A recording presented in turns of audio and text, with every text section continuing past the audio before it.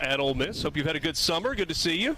Yeah, it's been great. It's gone by fast, but we're getting close, and I think everybody's gearing up for the fall, so it should be good. Yeah, the equipment truck. We were talking about and kind of comparing and contrasting earlier, and the design for Ole Miss, it was kind of minimalistic, right? Kind of a simple design, but in the, I'll call it air quotes, powder blue that everybody describes. I mean, really, really pops when you see it. Yeah, I think you'll be able to see it coming down the highway. There's no doubt about that. But, Jim and his team, KLLM, they've been so gracious and, have done an awesome job, not just with us, but with the other schools as well, to not only give us the trucks and make all that happen and pay for the gas and give us a drive. I mean, all of it. It's all in, and it's amazing what they do. But the designs working with our team at Ole Miss, I think this one's turned out really, really well. I mean, you just don't see a lot of powder blue trucks, man. The uniqueness of it. I mean, at States it looks good, Southern's looks good, and I'm not going to tell you that Ole Miss's looks the best, but it is incredibly unique. And I mean, like you said, when somebody's coming down the road, they're going to know that's the Ole Miss Rebels coming behind us. Hey, Dad, tell me you think Ole Miss's looks the best without telling me you think Ole Miss's looks the best. I think that's what just happened. Have you seen these pictures, by the way? I have seen those. That's unfortunate. We got to win more games, Richard. I'm sorry, man. We're going to make that happen. I did all I could do. That's tough. It's. I was telling Jim. That's a beautiful response, by the way. That's all he said. Don't really have much more to say on that, but I was telling Jim and halfway joking. It's hard to do a lot with maroon. It is. I understand that. I understand. He made it look great. I understand, but no, I'm kidding. But I do think that the powder blue. Not one of our traditional colors, but all of our teams have really embraced it. Our fans have embraced it, and you brought it back. Not a traditional color by the sense that we went with the navy and red for so long. Brought the powder back after many years. But kind of becoming traditional. It is, and it looks great on uniforms. It looks great on a truck, and a lot of our coaches really like it, and our young people like it. Our student athletes really like it. And you see State doing the thing now with the cursive and the script State, and you guys pushing powder blue a lot more than you ever did. It used to be like a chore. It used to be Ole Miss fans like, can we get the powder blue helmets? I don't know. Right. And now it's almost every week. When you're an athletic director, I know you're listening to the fans. What's that process like of sort of saying, okay, maybe we need to have more powder blue? You got to work with Nike and things like that. You got to work with all your uniform providers. Yeah, and it is hard. I mean, the lead times on doing a lot of that stuff is 1-2 years away, especially on uniforms and those type of things. There is kind of a joke around the department that I'm the last person people come and talk to about uniforms because I could care less. At the end of the day, like if the players like it, the coaches like it, the fans like it, I'm in. But I think the powder has really started to pop and has really taken its place with Ole Miss. This is a big week for Ole Miss athletics because the renovations to the Manning Center are now complete, or at least they're move-in ready. Long project, a year and a half to get to this point. A lot of money, just shy of $50 million invested in that. Tell us about it because people really haven't had a chance to see it yet. Yeah, it's going to be awesome. You look around the country, and especially in our league, and you're always seeing new renovated spaces, and you have to do those things in order to keep up with your peers. And I think our team did a fantastic job. It's basically the showpiece of it will be a new weight room, which is just phenomenal. Kind of a 2-story look with a lot of open air and glass, and it's really, really nice. New locker room with new lockers that really do just about anything you can imagine. A lot of technology and different things there. New training room, coaches' offices, all those things. So just, one of those things that you got to continue to think about, what your facilities look like. Obviously, we know NIL has popped up, and that's something that's obviously very, very important to student athletes these days. But facilities are still always going to be very important, and we're excited about the Manning Center. As we turn toward the start of football season, I mean, it's almost here. No secret that last year didn't end the way that anybody wanted it to end, whether you're talking about you or Lane Kiffin or fans or players or whatever. Does it feel like that internally everybody's been able to turn the page from that, move on, and that there's some genuine excitement that has set in for the start of this season?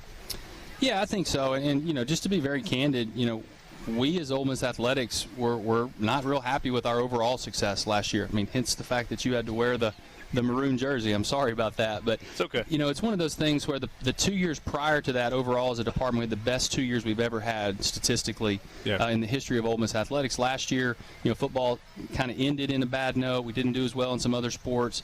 I think there's a lot of optimism, a lot of excitement, not only about football, but just kind of getting geared up again for another athletic year. But I was talking with Coach Kiffin earlier this week. I think he feels great about this team, feels like there's going to be a lot of talent. Obviously, a very tough schedule that we have to play, but I think everybody's excited to get back out there. Well, and another piece of that has contributed to the excitement is the hire that you made in basketball with Chris Beard. I was in the pavilion this summer for a dance competition, dance camp, whatever.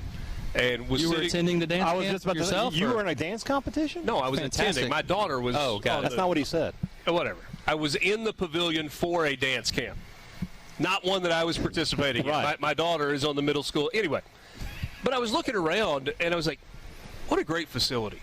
And it's almost like some of that has been lost when over the last couple of seasons attendance has dwindled a little bit. And just kind of talking to people, they're like, I hadn't bought season tickets for basketball in a decade, or I haven't in the last few years. And it feels like there's a genuine excitement about basketball for the first time in a long time. Yeah, I've heard some of that too. And, if you think about it, just a couple of short years ago, we had some sellouts. You had Kentucky that came in, Tennessee that came in, and that building was rocking. And, we just didn't have the success and the wins that we needed with Coach Davis. He did everything the right way, just couldn't quite figure out a way to get the wins. But with Coach Beard, it does feel like, based on the fact that you look at his resume, you look at what he's done, and I think what people are really excited about is the fact that not only has he won in his career, but he's turned programs around really quickly. And I think that we're gonna see that this year. We talked about this a few weeks ago. Richard talked about how great the pavilion is, and it is a fantastic facility. But Coach Beard wants to go back old school and play a game in the Tad Smith Coliseum, your old stomping grounds, where you played a lot of games. What are your thoughts on that? Does it have your interest? Yeah, I think it's pretty cool. He said he's done it at other stops and just kind of decided to do something a little bit outside the box. I know that we've done a lot of work and looking at different things at Tad Smith. It's basically been a facility that our spirit teams have used as kind of their home base. So it's had a mat on the floor. The goals have been out of there probably for 6 or 7 years.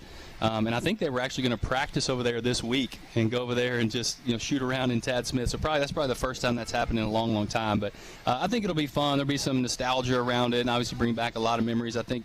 Remember when the water fountains were in the corners? That Absolutely. was even before you. I think those got covered up before you came. Yeah, the greatest story I think I've ever heard about Ole Miss basketball was back when Johnny Newman played.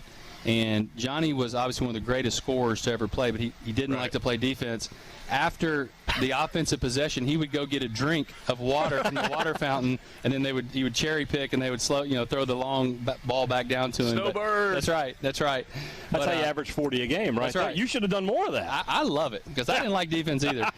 But no, it'll be fun, and I think that's kind of a testament to kind of who Coach Beard is. He's always thinking about different angles and different ways to promote the program, and obviously we're excited about that. And then you look at the fact we got Coach Yo signed to a new contract and everything she did last year, going to the Sweet 16 with her team, and they're actually taking off for Italy here in a couple days to do a tour over there and play, I think, 4 or 5 games. So basketball's in a good place at Ole Miss.